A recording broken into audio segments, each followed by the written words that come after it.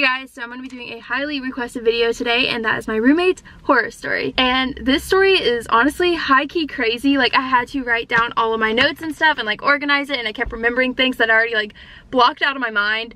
So I do have some proof of like all the stuff that's happening, but I didn't take pictures of everything because like when I was going through this, I wasn't thinking, should I get proof for a story time? That wasn't my thought. I'm also wearing a UGA shirt. I do not go to the University of Georgia, so this in no way reflects anything about the University of Georgia. So I'm just gonna jump right into this. I don't know, I just want to like tell this story because it's so freaking crazy. So I guess it starts when I got accepted into the school I go to now. Y'all probably know what it is, but I'm not gonna say it in this video. So I got into the school I applied to, and then I applied for housing because the housing application was about to close, and I didn't have time to like find roommates like through Facebook or Instagram, so I just did random roommates. And I like have heard like that can be bad, but I was like, it can't really be that bad, but it was. And yeah, I applied for an apartment that had 3 other roommates, and I got into the apartment and I got assigned 3 random roommates. Now I got their phone numbers and created a group chat so we could figure out like who's bringing what, like who's bringing the trash can, who's bringing this cleaning thing and that cleaning thing.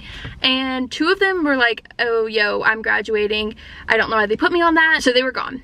And that just left me and 1 other roommate. Let's just call her let's call her Karen, okay? So it was just gonna be me and Karen in this 4-bedroom apartment. So Karen and I texted all summer. She was really nice.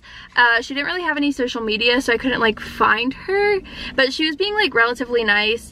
She wasn't really offering to bring a lot, but I was like, you know what, that's fine. I was moving in early for sorority recruitment, so like I would need this stuff before she moved in anyway. So essentially I bought all of the shared supplies, but I was like, you know what, it's fine. She can just buy it when we run out, you know, like when we run out of dish soap, she can buy the next one, things like that. So I wasn't too like worried about it. So I moved in for sorority recruitment, all that stuff. Life was great. And then a week and a half later, after all that was done, she moved in. Or she was supposed to move in. I get a text from Karen and she is like, hey, we're on our way. And I was like, okay, cool. So I left the apartment for like 5 hours so she could like move in and everything and like have the place to herself, get set. And then I came back to the apartment and nothing was there. She wasn't there. And I was like, okay. And I get a text later that night around 7 p.m. and she's like, hey, we're just now leaving. Our neighbor was fighting with us all day. And I was like, oh, dang, I'm sorry. Well, yeah, I'll help you move in when you get here. And I helped her move in and it was fine, whatever. I didn't really think twice about it. So the following part of the story happens in a span of about 2 weeks. So I was super busy with sorority stuff, so I didn't talk to her that much. Like in the first 2 weeks, I would like talk to her when I was leaving and coming. Sometimes when I was cooking food, I'd talk to her. But other than that, I didn't really have time to build a close relationship with her. But throughout the first week of living together, she started to do small stuff that would annoy me. So like first is like just little things like playing loud music. And I was like, that's whatever, you know, like it's a shared space. I can't help that the walls are thin. She can play her music, whatever. Not gonna say anything about it. It was just weird though because it wasn't like she was coming home drunk at 3 a.m. playing music. She'd just wake up at 3 or 4 a.m. and start playing music. So whatever. It woke me up sometimes. So I was like, whatever. This is what bothered me the most. And this is one of the biggest things, and I honestly didn't know how to approach her on it, so I didn't say anything at first. And she would just, what she would do is she would wear this really small like t-shirt that didn't really fit her and walk around in just that and underwear all day and like sit on our furniture that we shared, cooked in the kitchen with just underwear on. And I was like, that's kind of gross. Okay.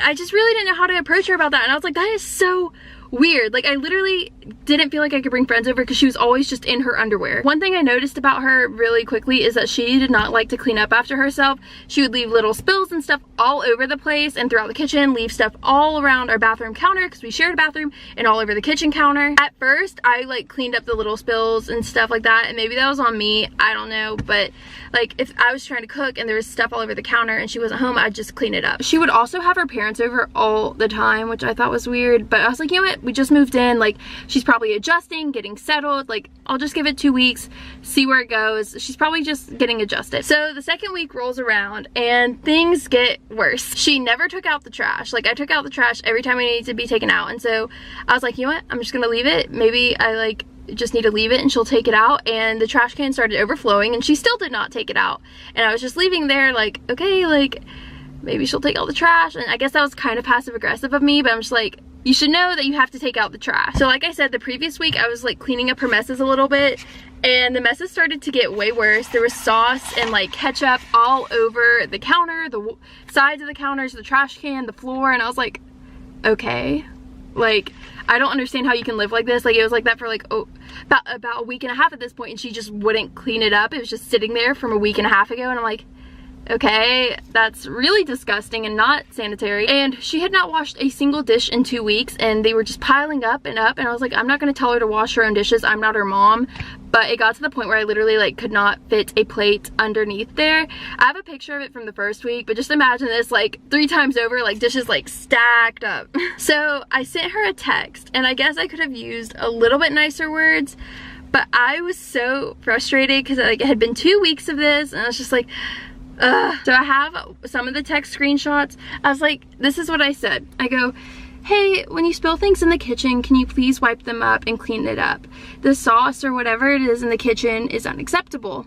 I understand this is a shared apartment, but it feels messy. It feels so messy, I can't cook in the kitchen. And she just writes back, the tone you have is unacceptable.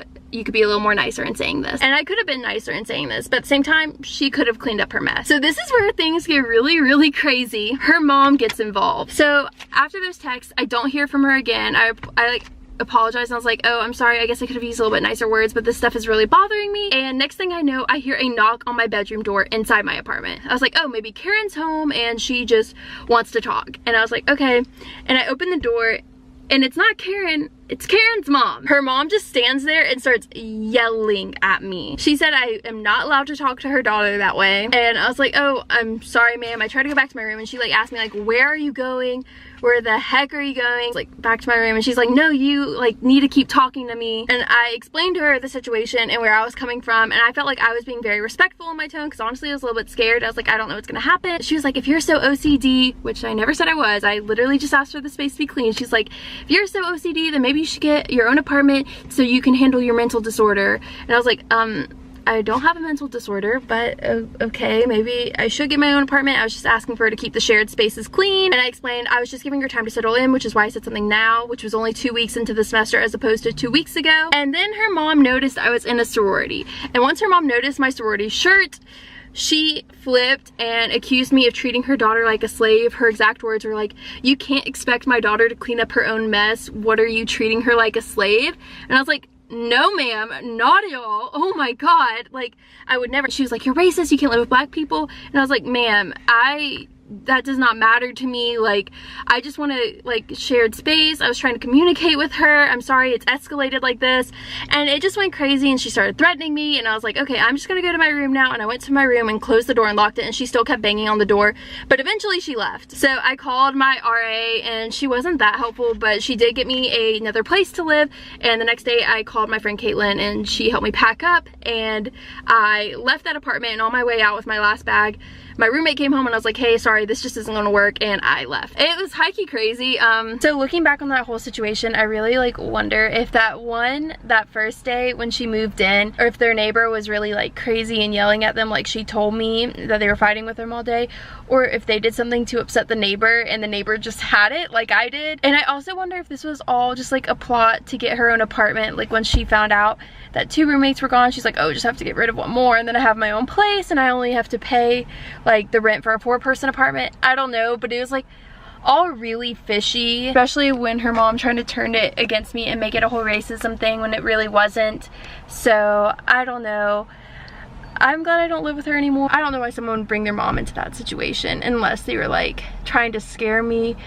I don't know, I just think it's weird if you're a college student and you ask your mom to come yell at your roommate for you. I hope you guys liked this video, and comment down below if you guys have any crazy roommate stories. Mine is literally like out of a freaking movie. It is so insane. So give this video a thumbs up if you liked it, and I will be back later this week with a brand new video. So make sure to subscribe. We're almost to 1,000. I love you guys so much, and I really hope you enjoyed this video. If you want to see more story times, just let me know. Bye!